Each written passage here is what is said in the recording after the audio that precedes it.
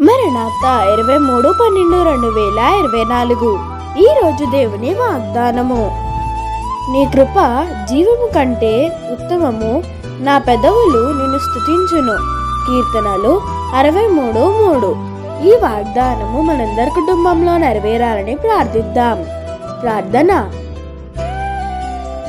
దేవా, మీకు వందనములు.